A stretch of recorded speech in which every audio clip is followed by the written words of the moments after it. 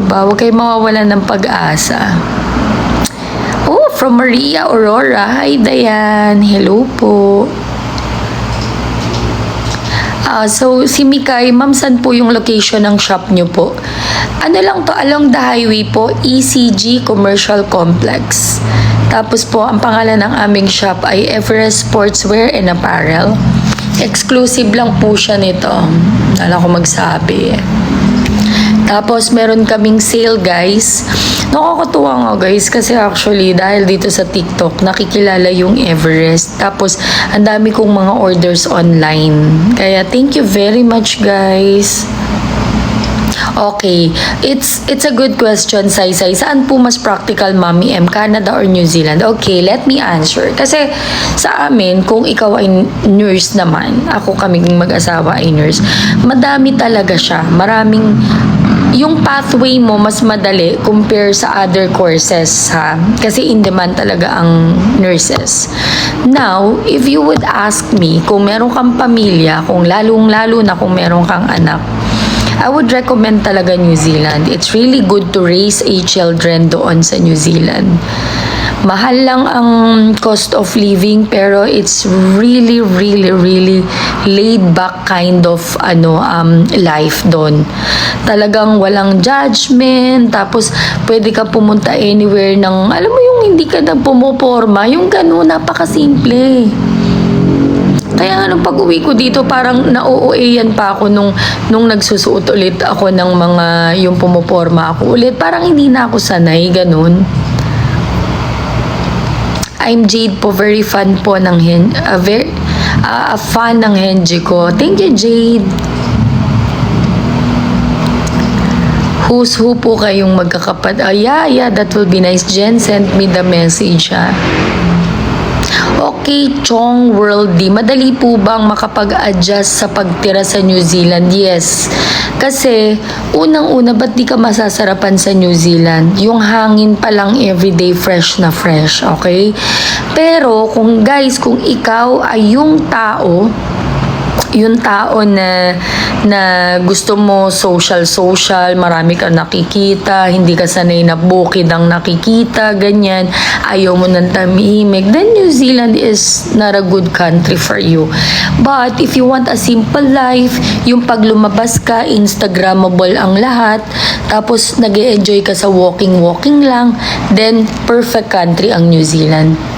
Yeah, one of the best decision ever made in my life nung pumunta kami ng New Zealand at nakapag-start kami ng family doon. Sobrang sarap mag-raise ng mga bata doon sa New Zealand talaga. Ang babait ng mga tao. Sobrang ganda sa New Zealand, bagong silang ka palang paldo ka na, sabi ni Ami. Kaya lang mataas talaga ang cost of living. Hi, Gisley!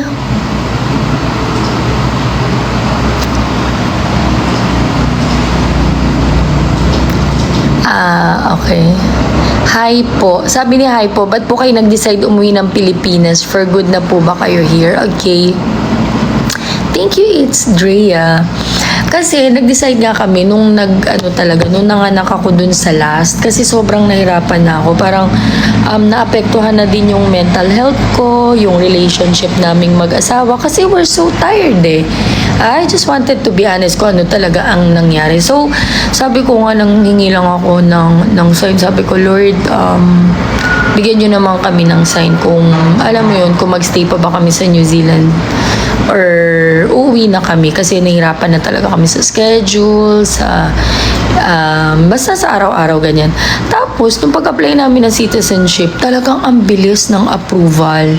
As in, nakuhaan namin agad yung citizenship. So, alam mo yun, talagang God is good. Binigyan niya talaga kami ng sign at maganda yung nangyari sa amin bago kami umuwi. So, pag-uwi namin dito, nag-apply na rin po kami ng dual citizenship. Kaya, ay naku guys, kapag ka New Zealand citizenship ka, ang dami-daming, ilang countries yung hindi mo lang pwede puntahan? 3 lang guys. North Korea, Vietnam, and In Russia. Russia. Yun lang yung hindi mo pwedeng puntahan. Imagine, ilang beses na din talagang nadidinay yung husband ko for visit visa sa US, but now, ngayon, pwedeng-pwede na siyang magpunta ng US. Ang problema lang, wala kaming pera. Walang budget pang US, guys, kung kailan naman pwede nang pumunta. Sabi ko, Maymoon, sabi ko sa anak ko, Ma'am, pag mayaman na tayo, invite natin sila sa atin dyan sa El Nido, Palawan. Wow, you're from Palawan, Maymoon. Then why not? Malay mo naman, magbakasyon kami dyan, and then magkita-kita tayo, di ba? Saan po kayo sa New Zealand? Hamilton, guys. Hamilton, New Zealand. Uy, grabe si Ivana. Gumawa na naman siya ng grabe sila, yung mga basher na ganito. In fairness, gumawa siya ulit ng account. Minute ko kasi siya dahil nagpapapansin. Paano ba? Binabash niya si Jico. Eto, yan. Pangit naman kasi, eto na naman siya. Pangit naman kasi si Jico. Bakit minumute mo ko? Talaga ang dami niyan time, guys. Let's give it up for Ivana. Paano nalaman siya? Ayun na nga, Ivana, nag-ano siya ulit. Ang dami, in fairness, ganito yung ginagawa ng mga basher. Kasi napansin ko kay Ivana, di ba kanina ang followers niya ay 7. Ito, ang followers ng DDSK Ivana is 49 followers. So, for sure, meron tong 100 accounts to bash. I-mute ko uli siya para mapagod siya, guys. Yan. But that's okay. Chong, meron ka po bang baby picture ni Fujiko? Di nyo kakayanin ang baby picture ni Fujiko. She's so cute. Siya ang pinaka-cute sa aming magkakapatid ng bata. Napaka-cute ni Fujiko. Malapit po ba kayo sa Christchurch? No po, ma'am. Napakalayo po namin sa Christchurch. Dulo-dulo. Hindi naman dulo. Hindi naman pala dulo-dulo. Wag OA. 2 hours flight. Yeah, 2 hours, airplane pa rin. Diba? Layo, guys. Mami M, yung mga babies mo po, what citizenship meron sila? Matik po. Pagka nanganak ka sa New Zealand, guys, as long as working visa ka, then they will be grant a citizenship ng New Zealand. Ano po ang religion nyo? Catholic po. El Nido, Palawan, Maymoon. Diyos ko, pangarap namin magpunta dyan. Justin Tan. Sorry. Stargaze Wishes. Boto po ba kayo kay Henrik? Yes naman. Of course.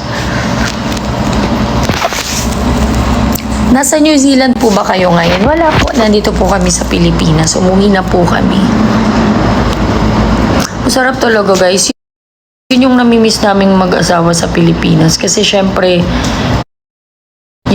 basta dito kasi, di ba, pag nagkakasakit na tayo, ang tagal ng ubo, guys. Kasi I feel like madumi na talaga yung hangin ng Pilipinas. Kaya matagal talagang mawala ang ubo natin ngayon. Kapag nagkakasakit tayo, sobrang tagal na kasi madumi na yung madumi na yung hangin, guys.